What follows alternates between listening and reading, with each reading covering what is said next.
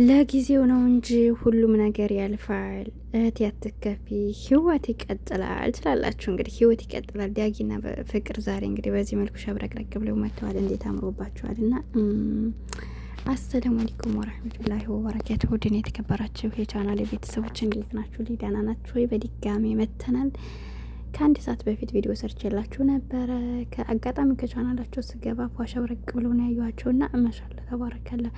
በቃ በጣም ደስ የሚል በውሃ የታጠበ ፊት ነው። ፍቅርን ዛሬ አይታችኋታል። ኖርማል በቃ ምንም አይነት ነገር አላደረገችም ፊቷ ላይ እና የተፈጥሮ ውበት በቃ ዳጊ እና እሷ ነፍስ በቃ ተመሳሳይ።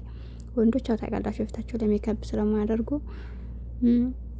ልዩነታችን በጣም ርቀት ይኖረዋል ስንቀባ ማለት ነው። ግን እሷን ጽድት ያለ ፊት ደስ የሚል በቃ የተፈጥሮ ውበት ነውና በጣም ነው ያማረባቸው። ማሻአላህ የሰው ልጅ በቃ በተለይ ሴት ልጅ ደስታ ትፈልጋለች።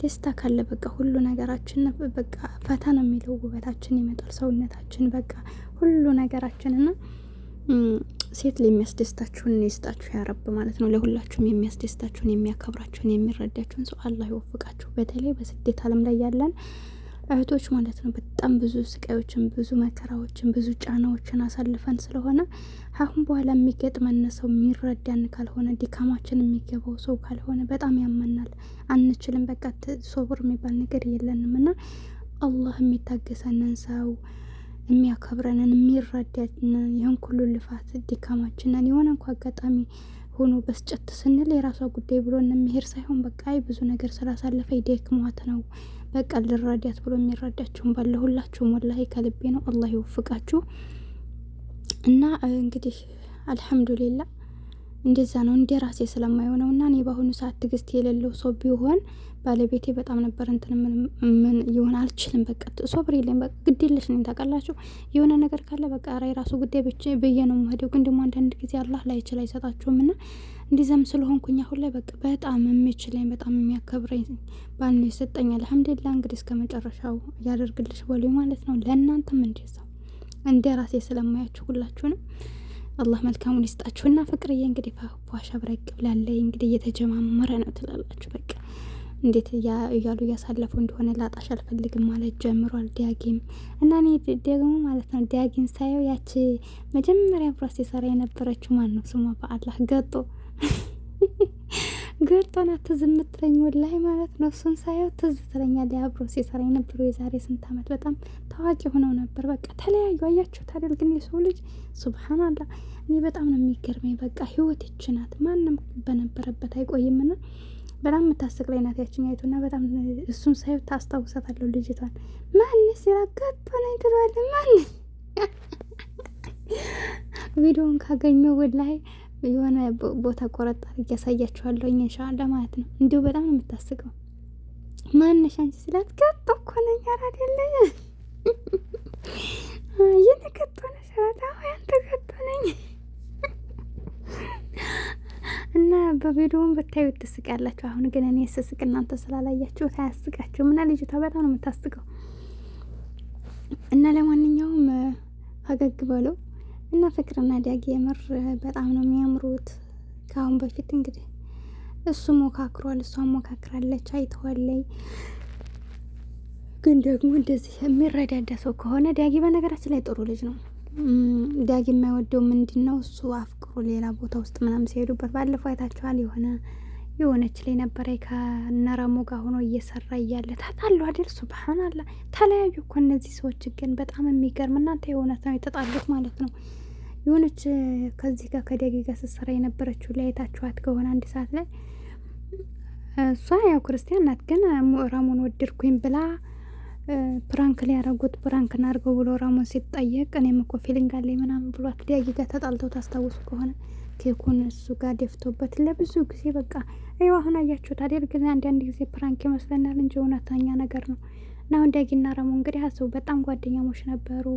ማነው ይሄ ዳጊ እንዲሁም ደግሞ ይሄ ናቲ ነው የሚባለው ናታል ኢሳምና እነዚህ በአንድ ላይ በሚሰሩ ሰዓት ራሙ ሆኖ ማለት ነው። በጣም ጓደኛሞች ነበሩ። በጣም ደስ የሚል ጊዜ ነበር የሚያሳልፉትና እንግዲህ አስባችሁታል። አንድ ሰው ራሱ አሁን አብሮ የለም፣ ሁላቸውም ተለያይተዋልና በጣም ያሳዝናል።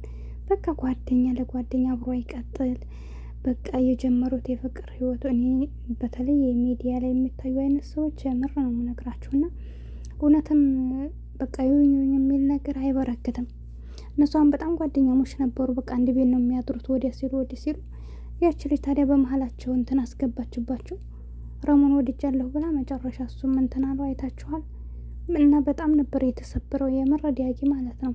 እንዴት ከጓደኛ ምናምን ነገር ብሎ ጓደኛውም ደግሞ እንዴት ይህን መልስ ትመልሳለህ? እኔ እኮ ይህን በሆነ ይህን አላረግም በማለት በጣም ተናዶበት ስሜታዊ ሆነው ለብዙ ጊዜ ተጣልተው ነበር። የወዛው አንዳንድ እያሉ ተለያይተው ቀርተዋል ማለት ነው። እና ታዲያ ይህን ዲያጊንን ስመለከተው ንጹህ ልጅ ነው። ያኔ የማይፈልገው እንደዚህ አይነት ነገር የእሱ ሆና ሌላ ሰው ጋር የምትልከሰከስ ወይም ደግሞ ስርዓት የሌላ ሰው ካልሆነ በስተቀር ጥሩ ልጅ ይመስላል። ያው በእርግጥ ለስራ ቢገናኙም የወደፊቱን አላህ ነው የሚያውቀው፣ እንኳን አንድ አይነት እምነት ያለው ሰው ማለት ነው። እና እንግዲህ እኛ ለስራቸውም ሆነ ለምንም እነሱ ያውቃሉ ዙሮ ወደፊት ህይወታቸውን። ግን ደስ ይላሉ፣ አምሮባቸዋል። ደግሞ የሆነ ማች ነው የሄዱት። እና ዋናው ነገር የሰው ልጅ ለስራም ተገናኘ ለምንም ግን ስትለያዩ ስርዓት ባለው መንገድ ክብር ባለው መንገድ የሰው ልጅ ቢለያይ በጣም ደስ ይላል። ለምንድን ነው? ምንም ቢሆን ሰው ናቸው አይደለም? ላለለት እንኳን ይቅርና 2 ወር 3 ወር 4 ወር 5 ወር አመትም ድረስ አሳልፎ ለምን አንድ ቀን አይሆንም? የምር ሰው ለሆነ ሰው የአንድ ቀን ትዝታ ራሱ የሰው ልጅ እንዲያሰብሩት ያደርጋል። ግን ብዙ ሰዎች ይህን አየሱም ታውቃላችሁ፣ ይህን አያስታውሱም። ዛሬ እናንተ ጋር ከተደሰቱ ነገ በትንሽ ነገር እናንተን ሲያንቋሽሿችሁ፣ እናንተን ዝቅ ሲያደርጓችሁ፣ እናንተን ለመጣል ሲሞክሩ ታያችኋላችሁ። በተለይ እንደሚጎዳችሁ ሰው እናንተ ውለታ የዋላችሁላቸው፣ እናንተ ለነሱ ብላችሁ መስዋዕት የከፈላችሁላቸው ሰዎች እናንተን ሲጥሏችሁ መልሰው ታያላችሁ። እና አላህ ይጠብቀን ከእንደነዚህ አይነት ሰዎች። ግን ምንም ቢሆን በህይወታችሁ የሰው ልጅ ይመጣል ይሄዳል። መቼም ቢሆን በቋሚነት የሚቆይ ስለሌለ እናንተ በቃ እንትን አትበሉ፣ ስሜታዊ አትሆኑ፣ አትናደዱ።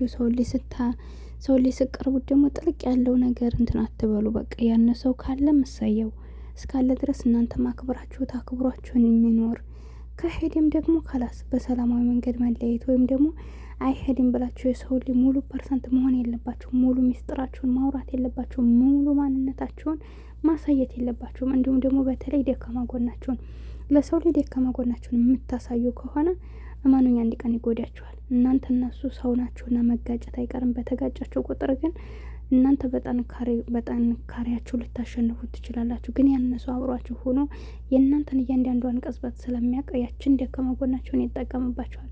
ከዛ ትናደድ ያላችሁ አንደኛ በደካማ ጎናችሁ ገብቶ ስለጎዳችሁ፣ ሁለተኛ ደግሞ እናንተ እያወቃችሁ ያነሰው እናንተን የሚጎዳችሁ እናንተ በሰጣችሁት ልክ ባወራችሁት ልክ ቦታ ባደረጋችሁለት ልክ ነውና ያ ነገር ደግሞ ለሱ ምን ያክል ሙሉ ማንነታችሁን ሰጣችሁ እንደነበረ እና በዛ ቅጽበት እንደጎዳችሁ ስለምታውቁ ሁለተኛ ትሰበራላችሁና ጥንቃቄ አድርጋችሁ ነው የሰው ልጅ ስትቀርቡት ሙሉ በሙሉ እንትን አትበሉ። በቃ ወደዱት፣ አክብሩት። መወዳጀት ካለባችሁ መሰራት ካለባችሁ በቃ ሌላውን ግን ደግሞ እንደዚህ ደካማ ጎናችሁን በተለይ ለሰው ላይ አትናገሩ። ሙሉ ነገራችሁን በጥቅሉ አታሳዩ።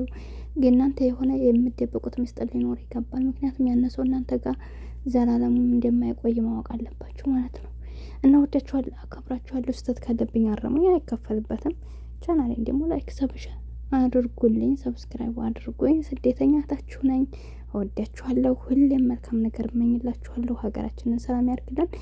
አሰላሙ አለይኩም ወራህመቱላሂ ወበረካቱ።